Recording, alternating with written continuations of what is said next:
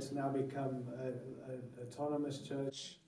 Handed 80 people with a full salary and that to those guys, and then there were hundreds, I don't know how many hundreds, but hundreds and hundreds of people at that handover. It was in a tent outside, and no one fit in the tent. They were just everywhere, faces everywhere. And it's just wonderful to see. This guy got saved in that church, got raised up in that church, who took over Joe, and now is leading that church.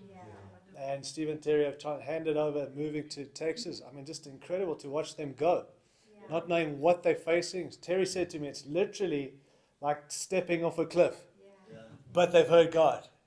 And so it's just watching these people making big steps, just keep saying yes, leaving things behind, but seeing a next generation rise up and take on them. So I really want to ask you, please, to be praying for that church, pray for those people, because transition is not easy in any sense, even when God's in it. And Joe and Emily, they're very different to Steve and Terry. I don't think we got anyone like Steve and Terry Bob. And just listening on the Saturday night, we had a lot of guys came up from around America to honor Steve and Terry. And I think the testimony Steve and Terry had was this: their time. They are so generous with their time. Generosity with income and all money, but their time. Everybody said, you just called us. You were with us. We were in trouble. You phoned us. You got in your car and drove to us when our kids were off the rails. Just pastor after pastor. And I just thought, what an incredible legacy. They are just incredible people. And they really need. There's a big step. He doesn't know anything else. 21 years of leading a church to nothing, except being translocal, but based in a non-partnering church. They got some interesting days ahead. So please be praying for them. But it was just the testimony of God, the faithfulness of what God's doing. And this has all happened through pandemics and lockdowns, and God's plans just carried on. Nothing's been on pause. And I think that's so awesome to see. We keep saying it's not on pause, but to see these things being worked out, even in a lockdown pandemic, a year and a bit of being locked up, just watching God do his thing. It was a real testimony. So, just exciting to see. Got a lot more of that coming up, yeah? Transitions, absolutely, but just longevity and multiplication and getting on with the big things that God has. So, excited about Easter. Again, I know that it's a moment. It's not even really... anyway, it's a celebration that we use. It's the Super Bowl Sunday, I believe, for the church. Interesting to see. I think last year we were all locked up still. Locked down, or whatever you call it, but be interesting to see. But I just want to echo, there really is an openness to the gospel. If I can just challenge you, and maybe step on your toes for a minute and just say, it's not about getting people to belong before they believe. I understand that notion, but I can't see it in Scripture. You don't belong until you believe. We want to make it an experience for people, but I think that's what's been revealed through this lockdown, is that people have left because we no longer were making them belong. And they weren't belonging because they weren't believing. Because most people, if you look at statistics, and I'm not a statistics guy, but I've been looking at all these different statistics, and guys are sending them to me, all the reasons why people leave churches. Do you still want to know the number one reason why people why they leave the church? Because they never met Jesus. That's still the number one reason. It's not, we didn't meet enough, we didn't get out. Those things that we work on so hard matter, but we're going to work hard on those things forever if people don't believe. And so I do think this thing of you don't have to believe to belong. Yes and no. Yes, you can belong, but you'll never fully belong until you believe. And that's clear in Scripture. That God added to their number daily those who were being saved. Not he added to their number and then they kind of found Jesus somewhere after hanging out forever and ever. And so I'm not trying to build a theology on that, but I do think we need to go with the gospel more than the great coffee we're going to serve and the great welcoming and the great programs and ministries. Those things matter, but no one belongs till they believe. And so let's go after people believing this great news rather than just being part of a church that has great programs and so on. So again, whatever that's worth, just read the Bible and you won't see a whole lot of belonging till you believe. You can never fully belong till you believe, not in God's economy anyway. You'll never belong to His family till you believe. Anyway, so I just hope you're hearing that. I've been reading through Scripture, going through the book of Philippians, going, man, there's so much of Christ in this. You can't read through it and see good structure, good values, good morals. You can see Christ in everything. And I think we've just got to keep coming back to that again and again. So, anyway, we're going to actually read some Scripture. Is that cool? So, go with me to Philippians chapter 2 quickly. I want to, look, I realize not a massive crowd, and that's fine. I really have been praying into this, and we've got to utilize these moments. I really do feel like we've got 6 of these if we meet every other month like this. These times matter, and they're not necessarily new things, but God wanting to speak things and equip us and keeping us in what He has for us. Now, I want to talk about effective leadership. Effective leadership. And nothing I share tonight is going to be new, but I do believe it's significant and important for the season that we're in. We all want to be better leaders. I trust we all want to be more effective in our leadership. And so I want to just talk about some of that if I can. But I've been going through the book of Philippians, and I've read through it in my prayer time and my time with the Lord, and then I felt God say to me, read it again. And I we like to keep moving to the next book, and I felt God say, read it again. So I've gone over it again, and I felt God say, read it again. Not because I need to learn things, because God's revealing things. And I feel like there's something in that book. So if I can dare you to read it too, get it, just go through this stuff and ask God to share stuff to you. And there's some significant truths in all Scripture. But I'm really just enjoying the book of Philippians right now. And we're just going to Philippians chapter 2, and we're going to just read some well-known text. But I want to talk in light of effective leadership. Just to say again that destiny, we keep saying, is revealed more in seasons of confrontation and seasons of crisis than it is in seasons of comfort. I think there is something of that in what we're in now. I think we've come through. I think the church is stronger. I know people find it hard to believe based on who you've got, the numbers. It's great to hear that you guys have had some growth in that. But I think there's a lot of us who say, gee, before COVID, before shutdown and lockdown, look at what we had. Now look at what we've got. But I want to tell you, in the economy of heaven, I believe we are stronger than we were in the things that God has intended for His people. And it's because of crisis and confrontation, the destiny of the church has been revealed again. Way more than it would have if we were just in comfort and convenience and carrying on with what we've had. And so again, I say these things again and again, but lead with purpose in this season. Proverbs 19:21, many are the plans in a man's heart. We keep saying that. But it's the Lord's purpose that prevails. I was sent a statistic, and I put it out on Instagram, and the comments I got were interesting. But it shocked me, and it was from 2018, so it was a couple of years back. But it was the Barna report, and it was the churchgoers. So this will blow your mind. It blew mine. I was troubled by what I read. But in the Barna report, churchgoers in 2018, they asked this question to churchgoers. They said, have you heard of the Great Commission? 17% said yes, and they know what it means. 25% said yes, but they don't know what it means. 51% of churchgoers said they've never heard, and they don't know what the Great Commission is. More than half of the people who were questioned, have you heard about the Great Commission? 51% said, no, never heard about it. Don't even know what you're talking about. I mean, Houston, we have a problem. And maybe it's not in our ranks, but I do think it's there, and we can so be back-footed thinking everyone gets it. Then what are we teaching people? These are churchgoers. Doesn't mean they're part of the church, but this is what they're hearing, and they're not hearing the last words of Jesus. They're not hearing what Jesus had spoken, His last words. I find it shocking. I don't know what that does for you, but 51% of churchgoers in America in 2018 have no idea and have never heard about the Great Commission. Can I make a quick comment? Yes. So we've been doing a series called On Mission, right? And so Sunday we spoke about some of that stuff, and we had a young couple that were there for the first time.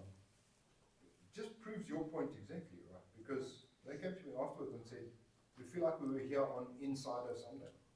And I'm like, it's exactly the point, right? We're talking about on mission. And somehow for them, they felt like they shouldn't have been. That's not what they said. But like, this was like an insider message. This shouldn't be only for the church. It's incredible. the very thing we're talking about. Yeah. So it is. It's. I mean, I don't even know what to say when I read that. I was shocked. I mean, I dared put it on Instagram, going, "We need to keep the main thing the main thing." That's all I can say. But I just want to say to you guys, there are people in our ranks. There are people in your church. There are people that are listening to you that clearly have never heard about the Great Commission. We got to come back to God's purpose. We got to not just be presenting our thing and church thing, and it's the mission of God. And so stating the obvious, but lead with purpose. Speak into these things that matter, because this is what matters. And these are the words that God gave. So lead with purpose. And 6% said they're not sure. So I'm not sure. They would probably fall into never heard either, because you would either know you heard or you haven't. But anyway, that's another whole story. So more than half have never heard of it. Don't know what the Great Commission, never heard about it. So now again, I'm just going to ask you, who are leading churches, do your people know about the Great Commission? Yeah. Don't put your hand up, please. Who's never heard about the Great? I mean, there's two problems there, because number one, you're not reading the Bible if you've never heard about it, right? Yeah. If you've never heard about the Great Commission, you're not reading the Bible. Secondly, your preachers are not preaching the Bible.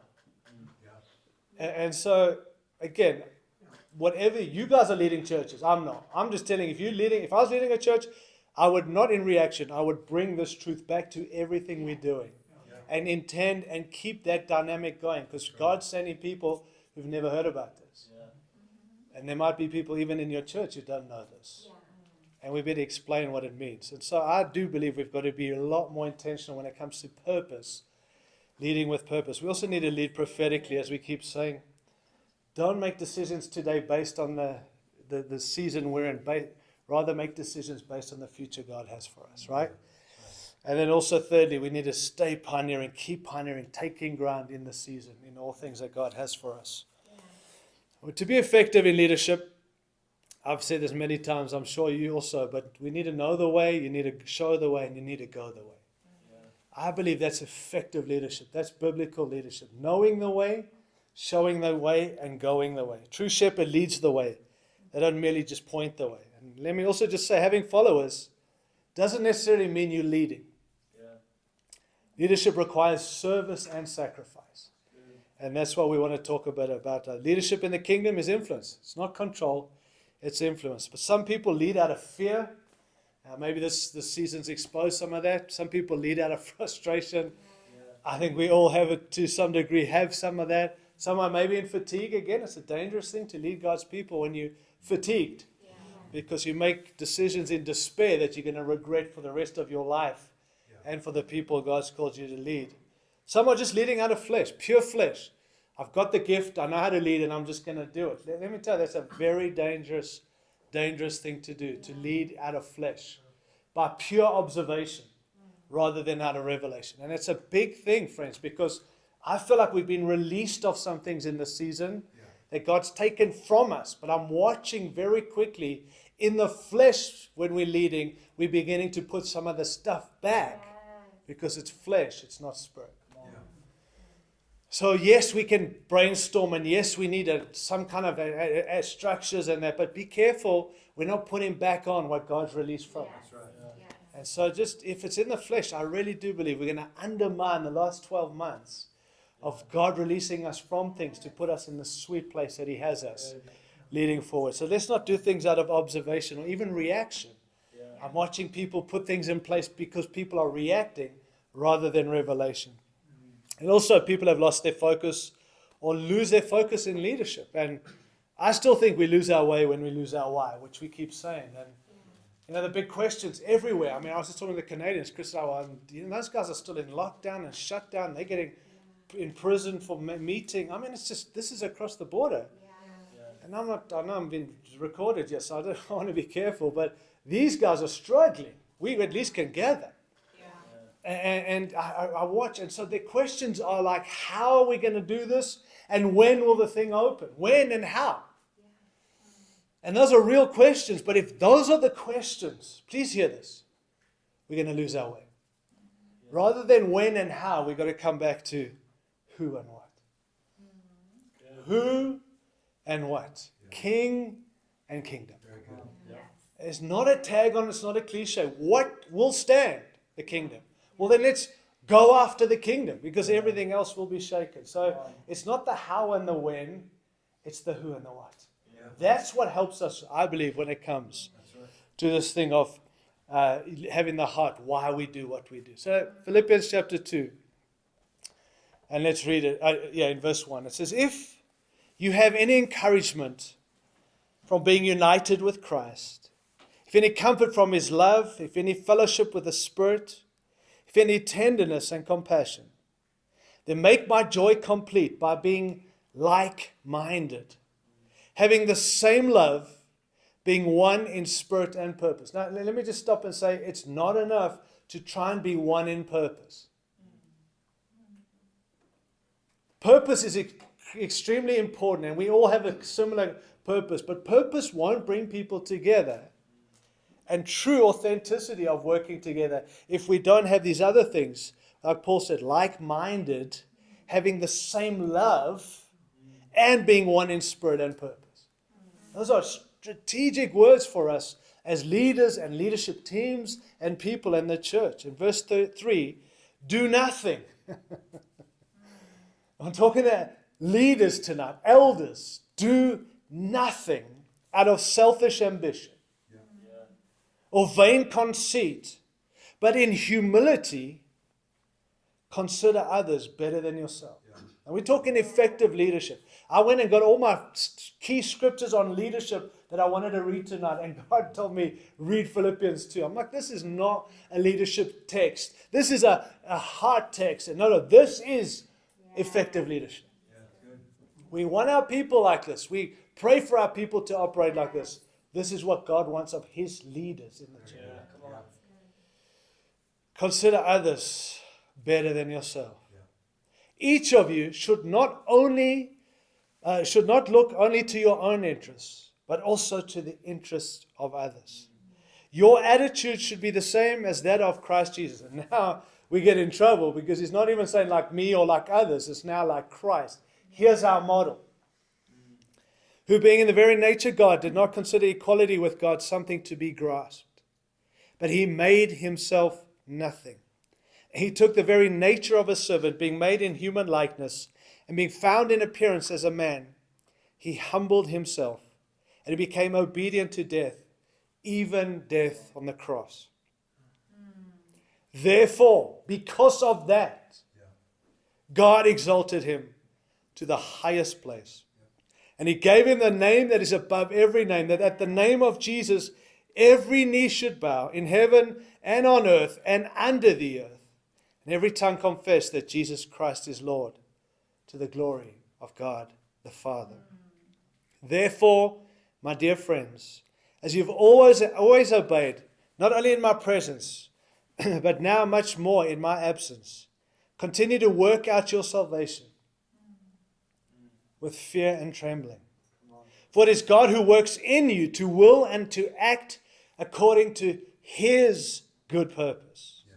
Do everything without complaining or arguing. Let me tell you, I don't like complainers, and we would say, stop being a complainer, but arguing's also bad.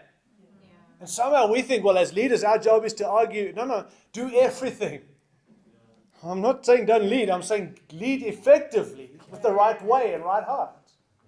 Do everything without complaining or arguing, so that you may become blameless and pure, children of God without fault in a crooked and depraved generation, in which you will shine like stars in the universe. As you hold out the word of life, in order that I may boast on the day of Christ, that I did not run or labor for nothing. But even if I'm being poured out like a drink offering on the sacrifice and service coming from your faith, I am glad and I rejoice with all of you. So you too should be glad and rejoice with me. I hope in the Lord Jesus to send Timothy to you soon, that I also may be cheered when I receive news about you. I just, please underline these scriptures. I have no one else like him who takes a genuine interest in your welfare. So the first few verses is all about this picture of Christ, and Christ is the great example. Now he moves from Christ to say, actually, let me tell you about Timothy. He's the guy. He's this dude. He is like no one else. He's one who takes a genuine interest. It's not even like Christ is our example and we're all trying to be now. He's now saying Christ is our example, but I've got Timothy who's like Christ. Are you seeing that? I think we can all aim for Christ, but we'll never. But now he's saying, actually, I've got this guy called Timothy who's like no one else. Why? Because he takes a genuine interest in others. Yeah. I think, friends, honestly, this is effective leadership. I know this so I've taught on it, but it just is like when I've been reading through this again and again, it's like the Lord saying, this is what I look for when I want my leaders to lead my people. It's not just strategy, it's not just conviction, it's this stuff that reflects something totally different to the world system. Yeah, very good. I have no one else like him who takes a genuine interest in your welfare. For everyone looks out for his own interests. And then he says this, not those of Jesus Christ. In other words, it's not even your interests, it's the interests of Christ that matter most, right? But you know that Timothy has proved himself, because as a son with his father, he has served with me in the work of the gospel. I hope, therefore, to send him as soon as I see how things go with me. And I am confident in the Lord that I myself will come soon. Verse 25, but I think it is necessary to send back to you Epaphroditus.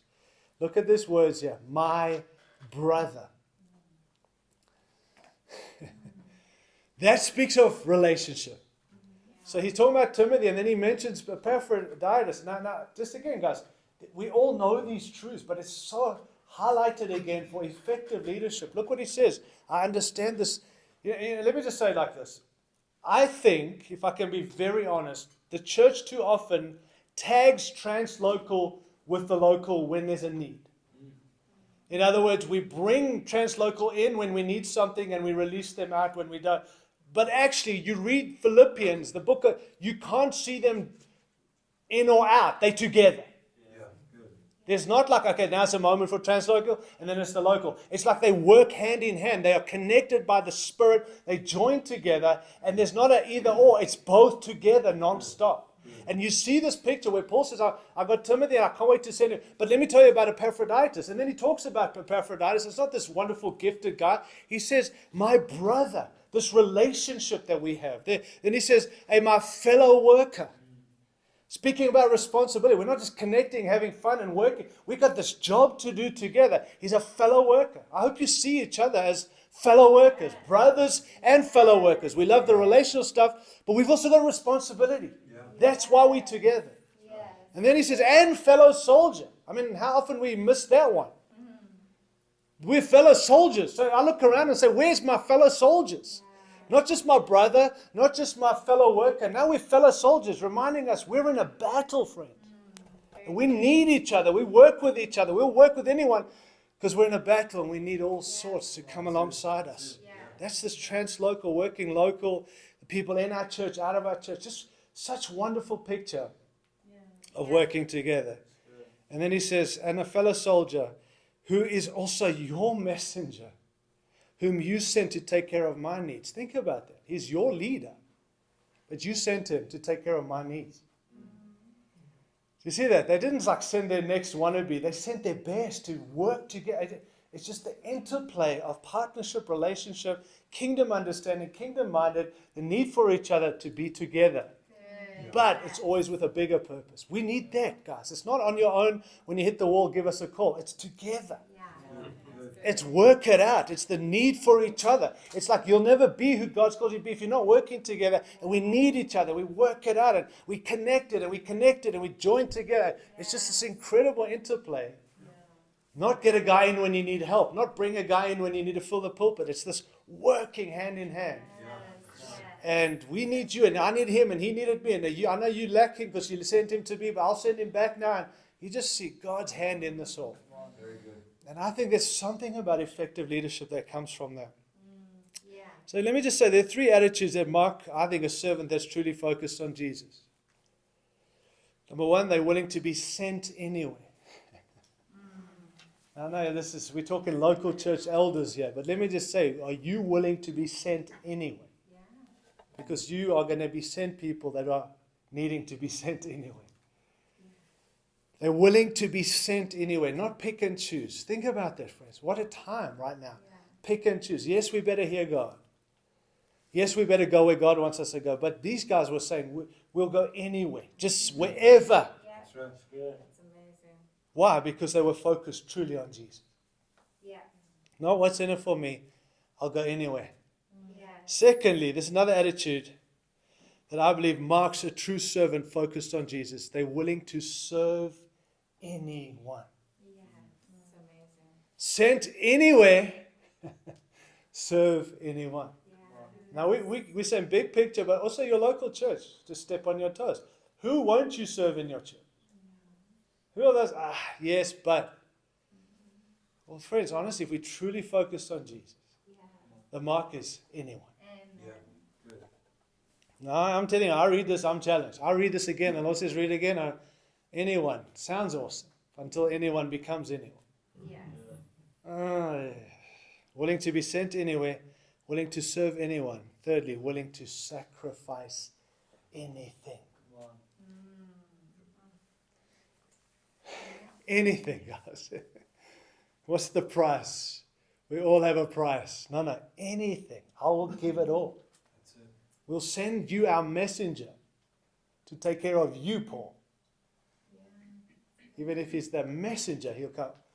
I don't know. I just look at that and go, gee, we have some work to do. I got some work to do. To say, I want this attitude. I don't want to just be a good leader and tick the boxes. I want to have this heart. So 3 ways you can tell if you're putting others ahead of yourself. Well, you care, obviously. Number one, you care. Not just I have to care. You will have a heartfelt love. Yeah. And this isn't for those of us who are shepherd-hearted. This is for all people. If you genuinely are interested in others, you'll have a heart for them. Yeah. Secondly, a concern. You'll show genuine concern. Genuine concern. Not I'm concerned, genuine concern. Yeah. And thirdly, you'll have cooperation. You will work well with others. Listen, when we put personalities together and giftings together and people together that are not like each other, that's the biggest test. And I've had so many guys say to me, Tyrone, I can't work with this guy and I can't work with that guy. I understand it. But it does seem if you genuinely are putting others ahead of yourself, you can work with most people. That's right. I just feel there's a challenge right here. We're going to have to work better together and work with others who are not like us. Yeah. And in your local church, there are people God wants you to bring on and bring through that are not like you.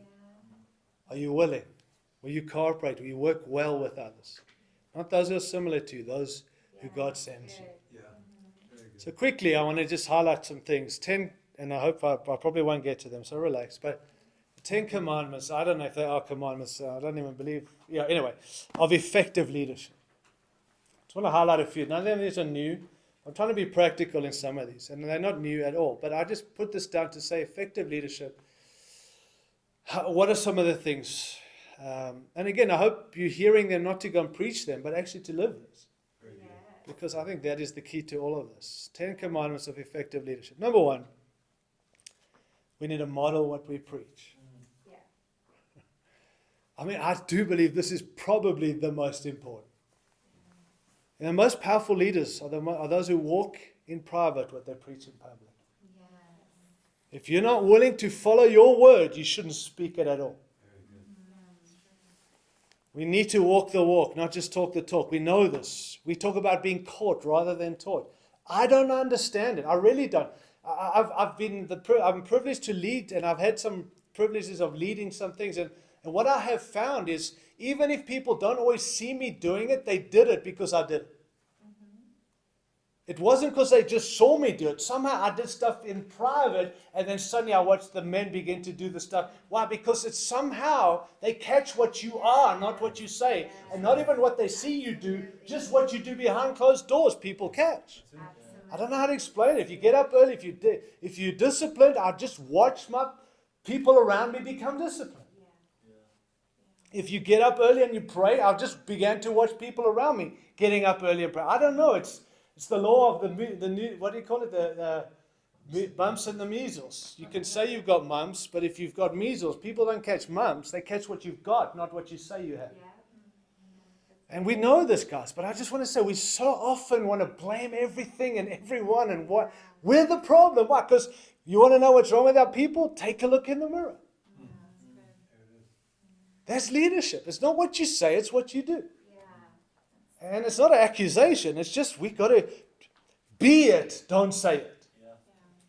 Credibility is on the line. When we say things that we don't live, when we even share things from the pulpit, that we're not living ourselves. It's called hypocrisy. And it sounds awesome, and you can scream and shout and convince people, but they catch what you are, not catch what you say. Come on. Practice that makes perfect, not preaching.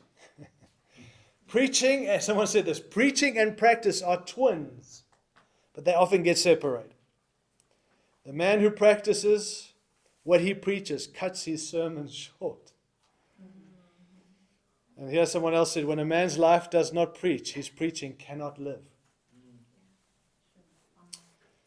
I was thinking about this. Have you ever thought how embarrassing it would be to have to preach what you practice?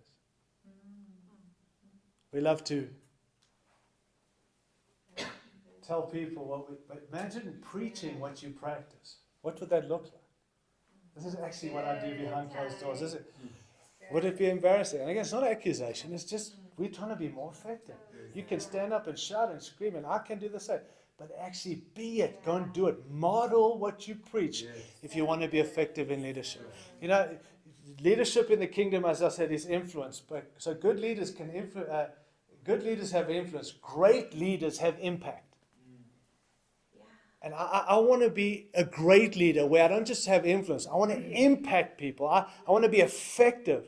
And the way to do that is model what you preach. You want to know what's wrong? As I said, look in the mirror. Culture carriers. We carry culture. I really don't want to overstate this, and I know it's all in God's hands, but in leaders' hands too. Elders are culture carriers. Your job is not to be a thermometer. Your job is the thermostat. In other words, you are determining the culture of your people, not they determining the culture of you as the leaders. Does that make sense? Yeah. That's why I think even the leaders we better have the same culture. We better be creating the similar culture. And again, you guys set the culture for the local church you're in. That's why I think live it rather than speak it. Does it make sense? So, I mean, nothing new here, but just live, model it, just be it. Be what you say and see the fruit coming forward, I think, in what we're doing. Secondly, mentor and develop leaders who can succeed you. I don't like that word mentor, but I'm sticking with M's. But develop leaders who can succeed you, not who can come alongside you, who can take over from you. All leaders, I believe, need to be working themselves out of a job by empowering others to do what they're already doing. Now, you don't hand things over to other people that God's given to you, but you've got to be raising up people who can take everything from you. The less you need it in the kingdom, the more successful you are in the kingdom. The world is very different. We were talking to the guys earlier who are in these, the IT guys, and they're saying the more you stay in touch and do it, the more valuable you are. And I'm like, yeah, that's great. But in the kingdom, the more you build away from yourself, the less you are needed in God's economy, you're more successful in leadership. And it doesn't happen because most leaders, at best, create followers. At best. They don't create leaders who can replace them and take from them. We've got to bring guys through. We have to, friends, bring people through. That's effective leadership. That's leaders that have impact. And I also want to add that some people can represent your vision, but they might not be able to reproduce your vision. And I think it's good to have people who can represent. Everyone should, but those who can reproduce your vision, they're the ones you to invest your life in, so they can multiply things around you. And I think you should pick from the people that fulfill the qualifications of 2 Timothy chapter 2. I mean, the great truth we all know. And Paul said to Timothy, he said, "And the things you've heard me say in the presence of many witnesses, entrust to reliable men who will also be qualified to teach others." Fat people, I think, is what we should be. Fat people, not faithful people. All right? Available and teachable. I believe those are reliable people, faithful people. Faithful, available, and teachable. Fat. I don't walk around saying you're fat, but I do think we need some fat. Faithful, available, and teachable. Those are the people we should give and again, not pick and choose. We should love all people, but who we're investing in bringing people through. Now listen, I know I've heard you guys preach on this, so none of this is new. But what I am asking you is, have you got names of those people? Is it just kind of maybe one day, are you being intentional? Are there people? I'm not saying write their names on your journal so someone can see them. You don't want them finding that name. But I do want to say, is it happening? Because if we're not being intentional, I just want you to know it's not happening. Yeah, it's true. Leaders who refuse to delegate will only produce followers. And who don't mind being limited in regards to leadership capacity. Why? Because they don't like to think for themselves. That's what you get for people if you're not bringing people in and bringing them through. I personally believe the highest and hardest calling for leaders is to develop leaders who develop other leaders of leaders. Yeah. Most leaders never develop anything more than followers. Leaders who develop leaders of other leaders are able to produce themselves in those who leave a legacy of developing leaders for many generations. So why do we fail to bring people through? Well, a few points. We're unfocused. We focus on the wrong things. We're not saying we don't have focus. We're just not focused on these things. Another reason maybe is just fear of failure. And what I mean by that is we don't like to risk. Because when you risk and it fails, it looks bad for you. Yeah. How about it? Who cares? It doesn't matter if it looks bad. Let's risk. Let's step out. And let's risk. It doesn't matter if we fail. It's worth it, I think. Another reason is we're inconsistent. Another reason is we're unavailable to give time, which we're all busy.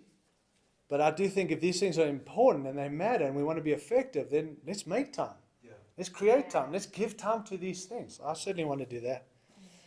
Another thing is we're afraid to hold people accountable or to comfort and challenge them. So when we delegate, we don't want to hold people accountable. We have to, friends, if we're going to bring them through, right? Yeah. Another reason is we fail to mature ourselves.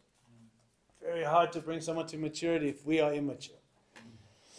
Another thing is we try to make everyone like us. This is a big deal. I think this is a big one. And I mean, I've used illustrations with you guys before.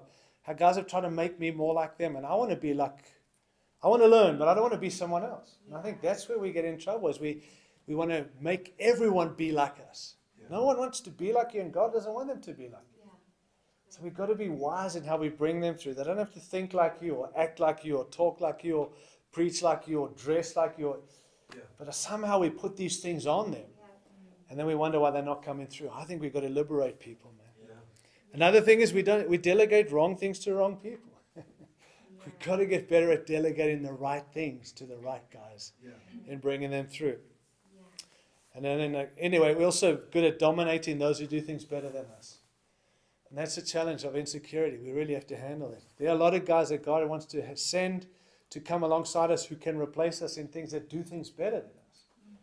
But if you don't like that, then we begin to dominate those people. Let's open our hands and let them go. Yeah.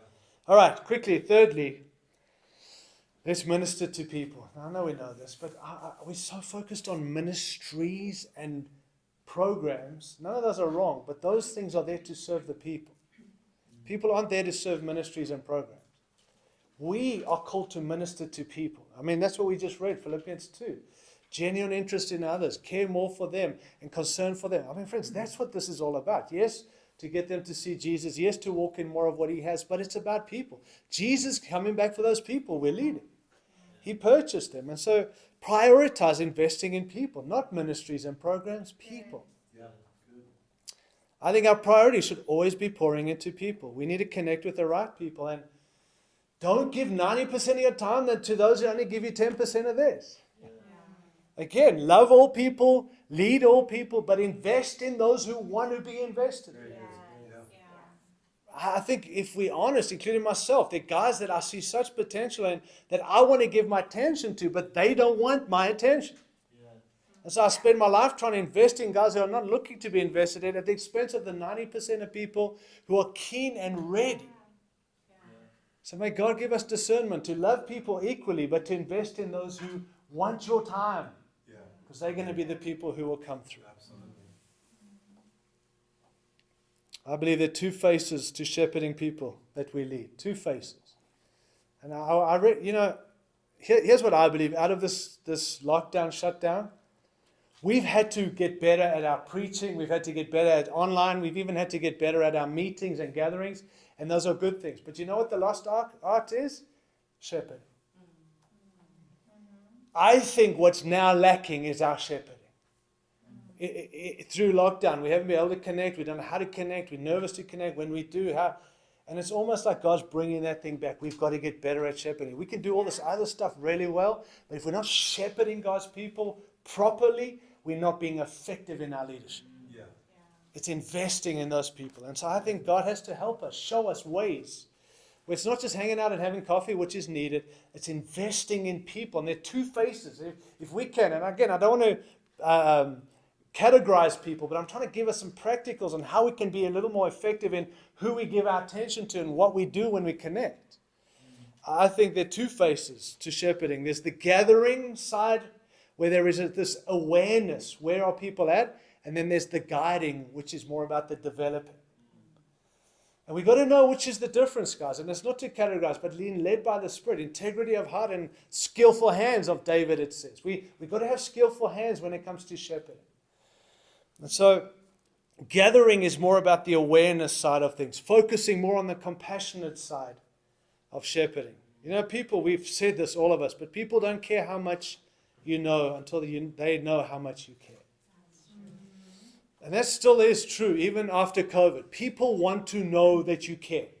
That's what Paul says to Timothy and about Timothy, a genuine interest and concern. Not that he's interested in their stuff. He genuinely cares for those people. I've had to have some heart changes for me with some of the churches that we work with. I'm being honest. Where I've literally asked God, give me a heart to care for these people again. Because a lot of them are irritating or to me, or they don't like us, and they've always got issues. But I'm like, Lord, I'm just being honest. I have to come back to saying, I want to care for these people. I want to be aware. I don't want to just tolerate these people. I want to work with these people. So they need to know we care, friends. I don't just show up to preach and offload my revelation and take off. There's this genuine caring. Got a few weekends coming up where I'm going to face more of this. And so pray for me, please. But people don't care how much you know until they know how much you care. That's true in your church. That's true with your leaders. It's true with your elders. True with your eldership teams, your deacons, and every other ministry and people. So how do you cultivate a gathering and guiding posture as a leader? I think there are 4 ways to shepherd through: gathering or noticing people. Look around and say, who's new that I can meet? I mean, guys, this is so obvious, but if there's a visitor ever shows up to any gathering you do, you as the elders should be the ones meeting those people. Now, I know that your people can step in and help, but your job is to meet those people. And I know it's hard. I mean, let's use a Sunday. If a visitor shows up, can I just ask you, please, to tell the people who are lined up to see you every Sunday to hold on for a minute and go meet people who are new and welcome. That's your job. You're the shepherds, not your people. While we all to care, your people can't care on your behalf. God's given you that ability. Your call. So please, be rude to some of your people to reach some of the people God's trying to send to you. I'm telling you, friends, I'm not trying to do more. I'm saying be more strategic with what you're doing. And I'm not the hero in this, but I used to do this every time. On a Sunday, I would work the room. I would, friends. And I would be telling guys, I'm not going to see you now. I'm going to go meet all these new people. We'd have coffee with them and all that. Why? Because I wanted them to know we care. Not see one of my guys make an appointment with someone and one day we'll get to see you. No, we care. Who's new that I can meet? Yeah. You shouldn't handle all the issues on a Sunday. A Sunday should be mixing with the sheep. If someone needs to see you, they can make an appointment to see you. But Sunday, all elders, the preaching elder to every other elder, should be working the room. Set up, tear down. As soon as we finish, we begin to take everything down. I get that. You want to get home, but there's people that need a touch from you as a shepherd. I understand you got to get out the building, but you got people there. That's why you have the building. And I know we know this, but I just watch, and I'm just trying to say, guys, I still am old school, maybe too old school. We need an elder at the back of every meeting. Why? Because people come in. They need an elder. And it's great. Well, we got deacons. Well, where's your deacon? Who's a deacon? Where they? Old school, maybe I've been trained by Leon van Dal too long or something. But for me, it's like have an elder at the back. And the elder wants to be in the meeting and be involved. I get all that. But when you're at the back, you're not in that meeting. Your job is to take care of the sheep. Not a guy there, an elder there. Why? We're telling people we care. And your job is to meet people and greet people and see people. And if they walk out offended, go and meet with them. We got stories in our togetherness of people who've left. Rory Dyer tells stories. He walked out absolutely angry and mad. If you know him, and one of the elders went out and met with him. They worked it out in the car park. He ends up leading the church that he walked out of mad because one elder stepped in and actually spoke to him. If it was just some other dude, he'd never have come back. Why am I saying that? Because I just feel like we know this, but we get so busy with the stuff. If you haven't got enough elders, then bring through elders. But put a shepherd there that cares about people, not just an administrator who can tell people where to sit.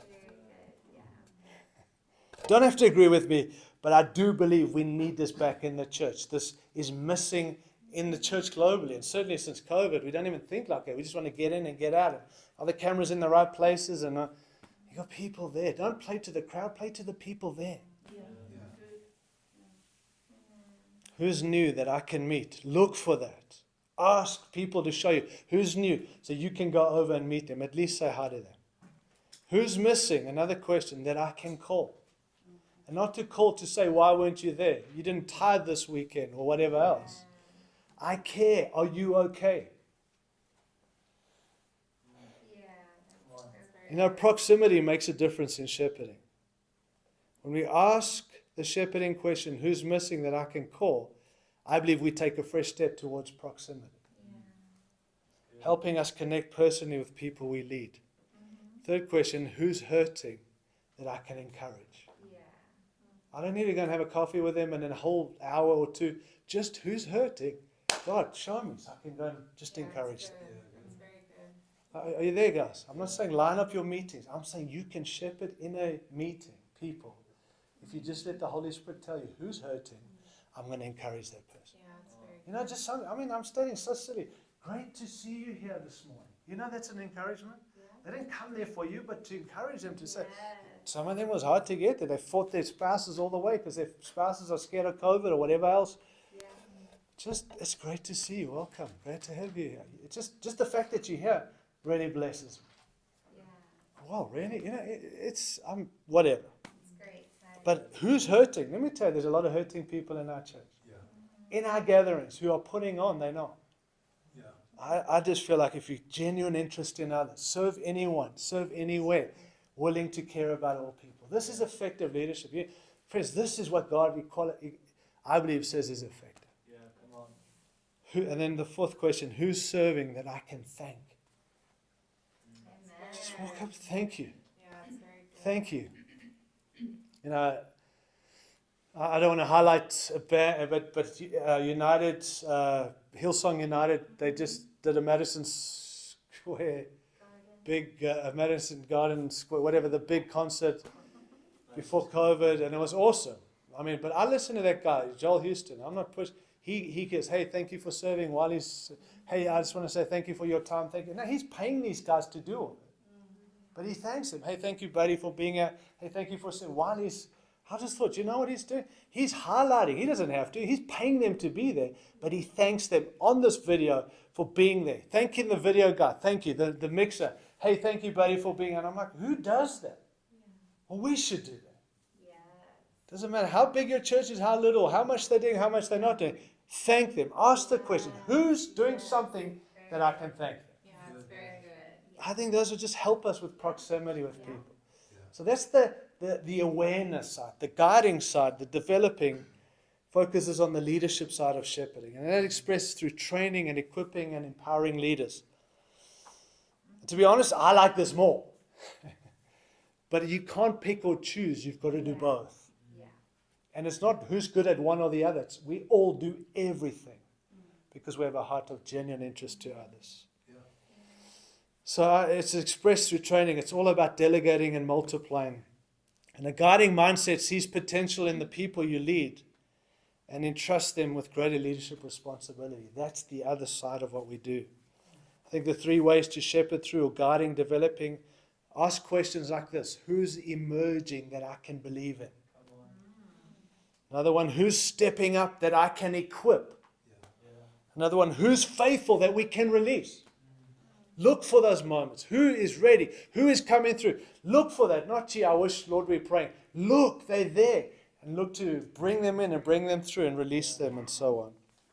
All right, so minister to people. Quickly, I'm trying to get through this. A few more minutes. All right, mobilize people with mission. Friends, mobilize people with mission. I still think that we've got to communicate a divine and compelling vision worth dying for. Yes. That can sound overstated, but I'm telling you, people don't want to be part of some little dream that you might have. Yeah. They want to be part of something that is worth dying for. Yeah.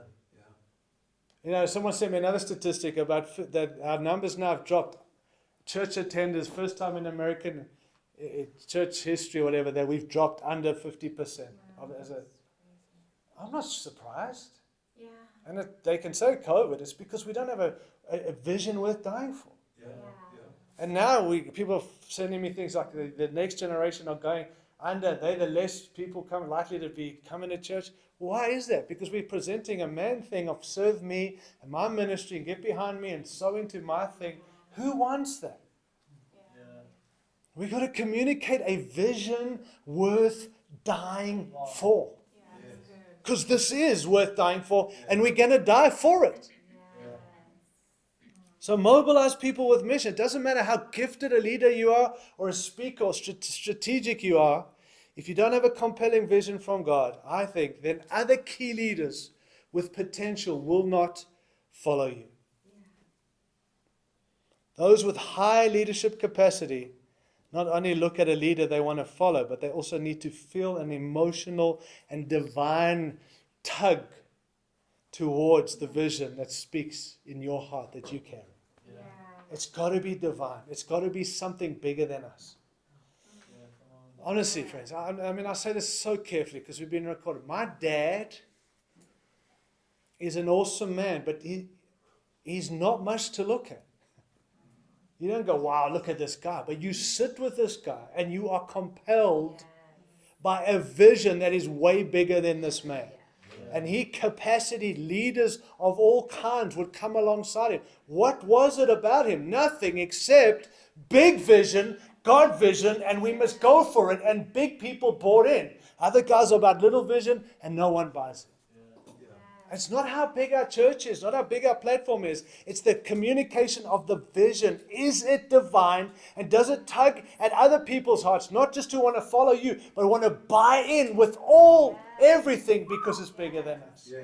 I think it's lacked, to be honest, guys, if I can be straight. This country is about big picture. I love America for many reasons. I'm concerned about this country, but I love this country. And I tell you what I love most about Americans is they are big picture thinkers. Every other country I go to, they're all like, I'm not sure we can do that. I sit with Americans, they're like, yeah, we can do this. Of course we can do that. We are the world. We're America. We have all these And I'm like, yeah. But when it comes to church and vision, most bigger thinking Americans, they want to buy in because they don't know about the big picture. Yeah, that's good. Yeah, that's right. I challenge you in this season to come back to the bigness of God, the communicating a dream and a vision that's way beyond anything you and I can come up with, that is God vision, and watch God bring big people to buy into the vision. Yes. And it's not a vision Sunday, it's every Sunday. Yeah. Yeah. It's every gathering, every elders meeting, every prayer meeting, every deacons meeting must be big, must be bigger rather than just bring people to our church. I'm not thinking of anyone. I'm just saying, guys, let's be effective. Again, big picture, train people, get them buying into something that is greater than you, that will outlive you and them and generations. And watch people come with their money and their checkbooks and their families and sow into something that's bigger than us. Yes. Yes. Don't wait to be big for this. Go big with this and watch God add. Yeah. Very good. That's it.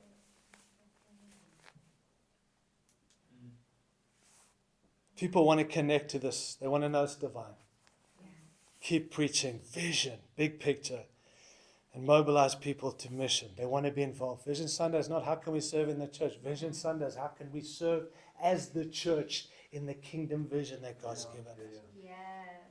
Good. I feel even NCMR, we need to get back to preaching that stuff. And God will bring big leaders and big capacity with all sorts of resources back in. Yeah. So they're not serving a mission, they're serving a king and a kingdom. That's it. Amen.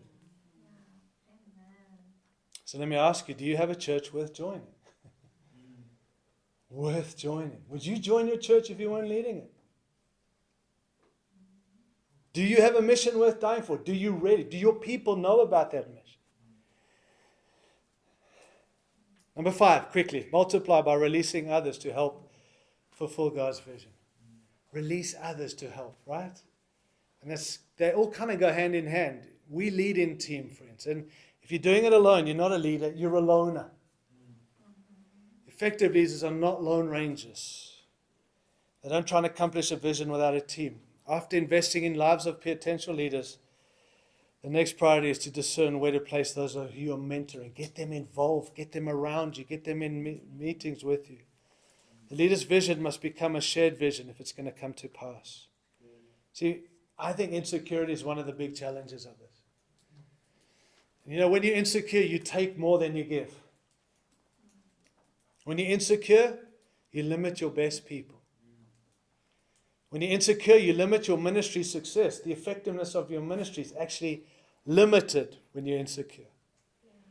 When you're insecure, you spend more time trying to keep your job than doing your job. When you're insecure, you delegate responsibility, but you never give authority with that responsibility. And that's dangerous. How do you expect people to do something if they haven't been given the authority to do it? You've got to just open your hands and trust people and give them the authority with the responsibility if the job's going to get done. When you're insecure, you're quick to speak into other people's lives, but you're not quick to receive feedback from other people. You react, you don't respond. When you're insecure, you never forget a service rendered to others. You know, I've had some leaders literally hand me pages of things they've done for me. Like, on this day I did this. Literally, now it's payback time. I'm like, with all due respect, you've got a list of things that you've done for me. Now you want me to do stuff. You'll never forget. That's small, insecure thinking. Honestly, thank you for what you're doing for me, but I don't need a list. Anyway, that's another whole story. But I think that's out of insecurity. I did this for you, you owe me. You owe me nothing and I owe you nothing, but we want to work together. So when you're insecure, you make others feel inferior. And I've watched it and I've seen it and I've had it in my life too, where people who are insecure make others feel inferior. They make others feel insecure. How many of you know that doesn't help when people are feeling insecure because we make them feel insecure? They make others feel illegitimate. Can you believe leaders can make people feel illegitimate? You know what it is? Their insecurity. They make people feel inadequate rather than competent. Our job is to make people feel like they can do it, not we've got this, watch out. Anyway, next point quickly. Now this is where I want to just step on a couple of toes if I can, for me and you. Another number 6, there's 10, so we're nearly there. You're doing great, guys. We're nearly finished. That's good. 10 commandments of effective leadership. Number 6, they have mutual and meaningful accountability. They hold themselves and their leaders accountable.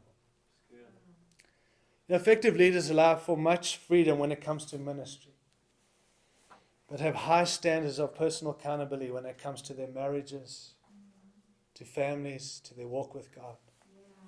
So now this is like, okay, ministry is great, but now we're talking about stuff that people get to talk to each other about. You've got to hold to high standards of accountability, friend. If we're going to walk this out and be effective, we've got to give others permission to get personal with us. Tell us the truth. Many leaders say they want to hear, but really they don't.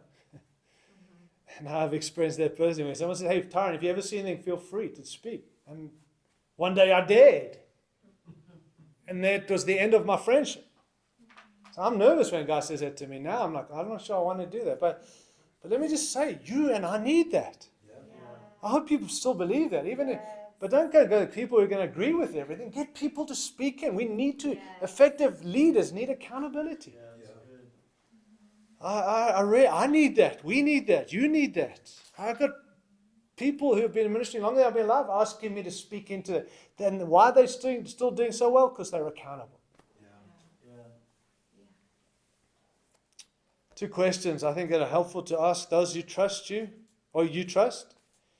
I think this is a good question to ask them. Number 1, is there anything I've done or said in the last month that's robbed you of your passion or your energy for the mission? Think about that. I mean, be ready to get a response. But ask people you trust. Is there anything I've done that perhaps, not because you want to walk around insecure, because you want to liberate and say, am I leading well? Is there something I've done in the last month or so that's robbed you of your energy or joy towards mission? Good question. Another one, and this is a very dangerous one, better be someone you trust. But if you were me, what would you do differently? You know, my dad asked me that often. If me, what would you do differently? Before I was leading, I didn't know you were setting me up. But I didn't always have a story of what I would do differently, just so you know. But it takes a secure person to say, hey, if you were me, what would you do? And it doesn't mean you have to go and do it. It just means you're open to other input, right? You know, we need strength in our teams. I think it's probably the biggest challenge for the church going forward. I really do. Authenticity and transparency must be 2 key core values of any team that plans on working together for long haul. Honesty creates transparency, which leads to security in a team, which leads to loyalty and longevity. We've got to give attention, friends, and make a high priority to maintain healthy and wholesome relationships with the team.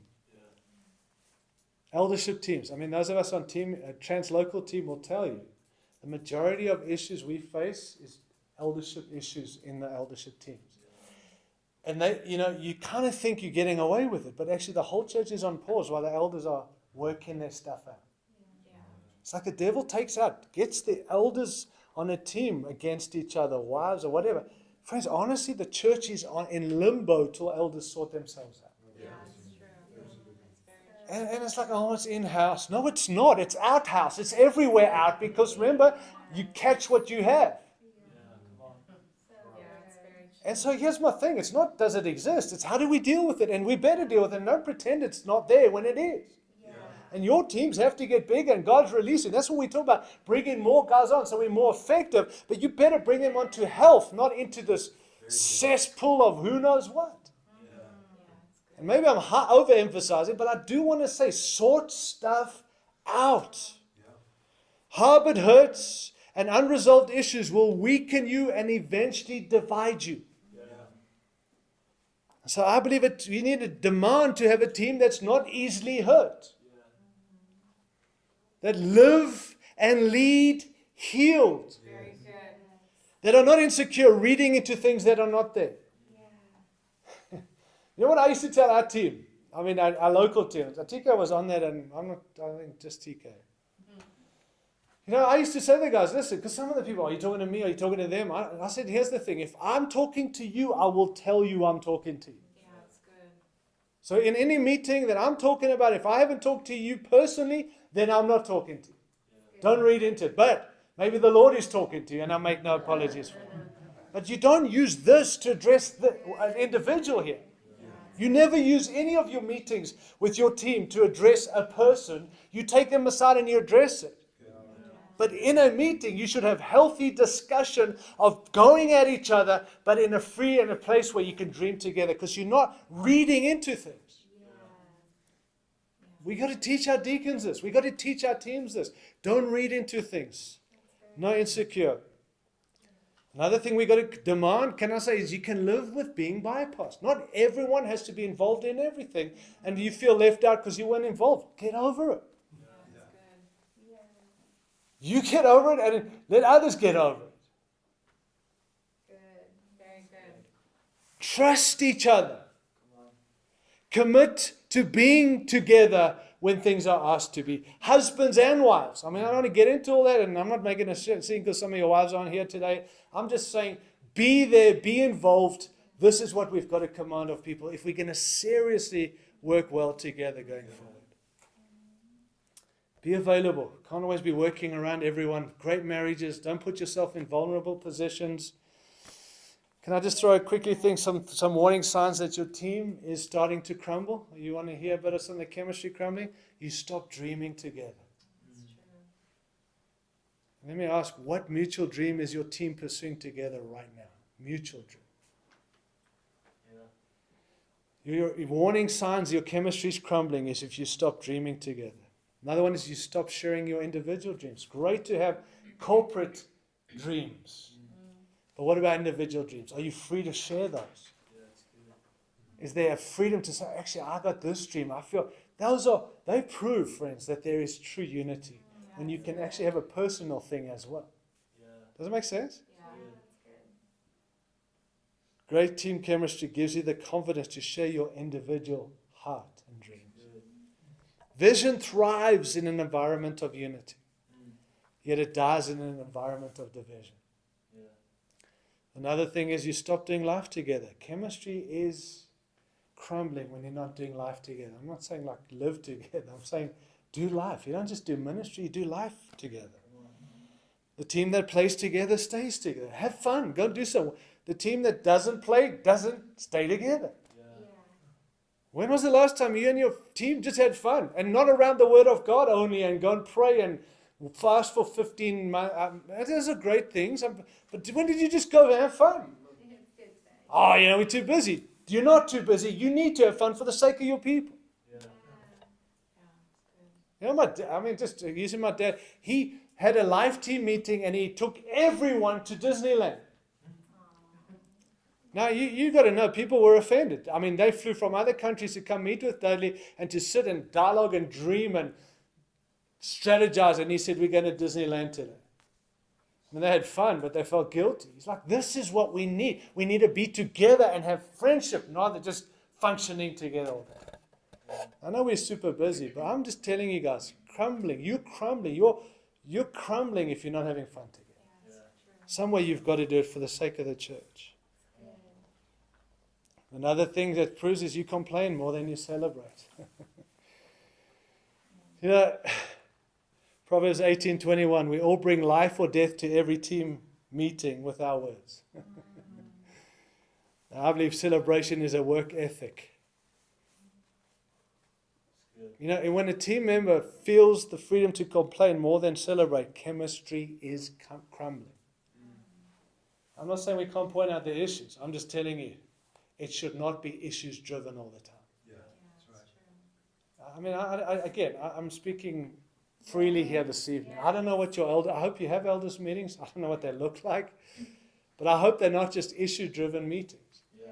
We sit together and deal with all the issues in the church. Who wants to be at that meeting? Yeah. I mean, we had the privilege of being handed a pretty big church with 12 full-time elders, paid staff, 120 deacons. I mean, this thing was a massive thing happening. I dreaded our elders meetings because they were just issue meetings for 8 hours where everybody had an issue. And I, as the privileged now leader, had to handle all the issues and try and envision and keep people happy and in faith. I went home, I was like wanting to quit ministry every Tuesday because of my elders. The sheep were awesome. The elders just about destroyed me. Why is that? Because the meetings were problem-solving meetings rather than dreaming the God-dream meetings we were called to. I'm not saying we shouldn't have those meetings where we deal with them, but they can be dealt with in 30 minutes of a 2-hour meeting where we worship and enjoy God together. And I changed that when I planted this church. And again, some of these guys were part of that. We dreamt together. Teeks, we did not talk issues. We had a 30-minute, maybe 40-minute on a Tuesday morning where we talked issues and made decisions. Then we had the wives come in and we worshipped. And I taught unapologetic vision and strategy. We prayed together. We prayed. We worshipped. I loved our elders meetings. It's probably what I miss most about leading this local church was our elders meetings. How did they change? Because we changed the format to actually dreaming meetings rather than problem-solving meetings. Again, I'm not saying we don't have those moments where we've got to solve our meetings. What I am saying is these elders meetings need to come back to celebration, dreaming. Your people need you to dream. Are you okay? Are you good?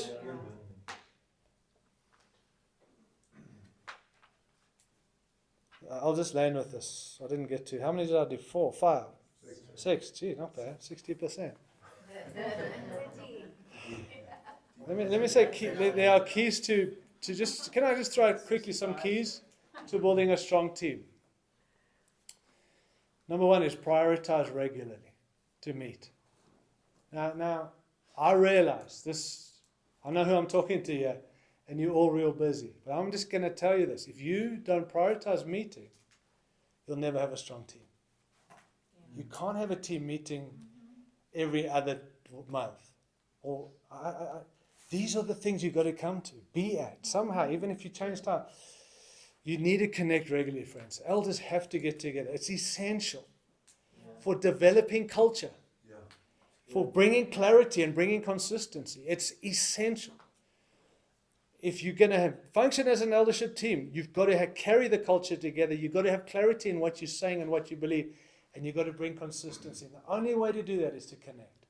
I know you can find ways of doing that on Zoom and all that, but just connect, prioritize. It's vital. In my opinion, maybe I'm wrong, it's as important as your Sunday gathering. Because there you're creating the culture of the church to carry. Prioritize meeting regularly. Secondly, pray together. We all talk about praying together, and we end up talking issues together.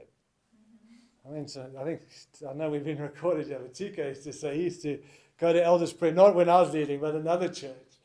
And he knew that they weren't going to ever pray, so he prayed on his way to the elders prayer meeting so he can say with integrity, we prayed. Because he knew. I'd walk to and from the elders prayer meeting. Yeah, because So you knew that. You'll pray. But there was no prayer. Pray together.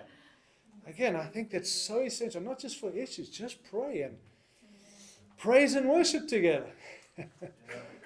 You don't need a muso to get up and play the guitar for. We had some interesting worship times with TK and myself and Darian and Russ. Russ is not the best singer either, just so you're listening, Russ. And in fact, we didn't all have to bring our guitars. We just got together on a Friday and we worshipped. And I'm telling you, God did something in the church because the elders were worshiping. I don't know how to explain it. We worshipped on Friday mornings and prayed, and Sunday mornings God did magnificent things. I don't know. I just believe we created that culture by worship.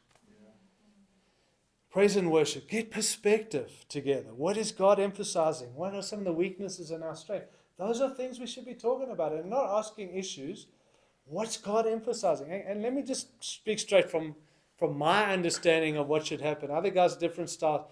Because I was the visionary didn't mean I had to sit there and bring the vision every time we sat together. If God's emphasizing things, let's hear from each other what God's emphasizing rather than me tell you what God's emphasizing. Yeah, it's good. If God had told me everything, why would I need anyone else? And well, Tyrone, you're the leader of this team, so just tell us what God's saying. No, we are elders together. What's God emphasizing? Because when you get it together, man, so what's God emphasizing? What are weaknesses and strengths? Next one is participate in that. Envision and inform. Be envisioned and information. Good. You know, when people are involved in the process, they all own the decision. The Americanism, can I say this again? When we planted this church, I'm probably getting in a lot of trouble here. Russ Doty planted with us. And Russ said to me, Tyrone, you need to know two things. I'm an American, which means I'm an opinionated. And number two, I'm a leader, and I'm going to tell you what I think. But he said, I want you to know that I'm going to tell you what I think, and I'm going to give you an opinion, but I'm going to go with what you say, unless it's unbiblical. It was so helpful for me to know that he's not arguing and we're not dividing. We're dreaming together. Then we brought these other guys in, and they were all... But here's the thing, guys. We dreamt together. We went through the process together, and I watched people own it in that meeting when they were involved in the process. So it's like, in a sense, we have to go through that process. But we've got to participate, envision, and bring a perspective and so on. Then people own the... And then it's the same with your deacons. I mean, I don't know how you guys work. If you have deacons, I hope you do. They are in the Bible. But you don't just say, elders have decided. Bring it to the deacons and get them in this so we can own this. I mean, guys, it's talking about owning the vision together. You've got to make room for that stuff to happen. Very good. All right, so next point in this is plan and strategize together. Plan and strategize together. Don't just send your plan and say, here it is. Let's strategize. Let's plan. What's God saying? How are we going to do this? What are we going to do that? How can we take this city? How can we start this thing? How can we... That's dreaming together rather than just, there's the Bible, go and do it. Another thing is position and hold accountable and regularly spell out expectations. I believe most people don't know what they should be doing because no one's ever told them what they should be doing. And so I think regularly we should talk about our expectations and what we are expecting from Scripture. Elders, we did that. I mean, God said it. Tyrone, I mean, listen, there's nothing new here. I would sit and unpack what an elder's job is. Most elders' meetings, which is pretty much every week. People say, well, we know this. No, we're creating culture, expectation. We've got to know, hold each other accountable because we know what we're supposed to do. I know this is so obvious, but I think it's so obvious it's neglected. Another thing is partnership. Minister together. Don't just do the one thing. Let's minister together. Something happens when you minister together. You're stronger as a team. Promote each other's gifts and strengths. Like if someone comes to me and I would say, go and talk to this guy. He's better at it. I mean, we had Steve and Adrian on our eldership. I'm just using an illustration. People come in and say, Tyrone, we can help us with our marriage. Not that I didn't want to help them. I'm like, Steve and Adrian, they've been married forever and they're awesome. And I would suggest you go and talk to them. Now, that takes a secure leader to go to someone else. But I think that's what team does. Play to the strengths. You're good at that. Let's send people to you rather than, hey, they've got to all see TK. We've got to see... We've got to break this mindset if we're going to function better, I think. Even as the team leader, I'm telling you, I'm trying to get others to go to these guys. If they've seen you, you've seen me. I don't have to come to your church if you've just had a team member. Wow, let's be better at this. Promote each other's gifts and strengths. Play and have fun together. All right, I got to land. Shush, I wish I could finish this, but next time. But can I ask you maintain genuine relationships through practicing Matthew 28. I mean Matthew 18. Great Commission. Yeah, well that will help you too. But I really do think if we did this just as elders with our teams, our people would begin to do it. Just you do that with you. If your brother sins against you, go to your brother. That's what the Bible says. If we practice that, we'll be effective in all ministry.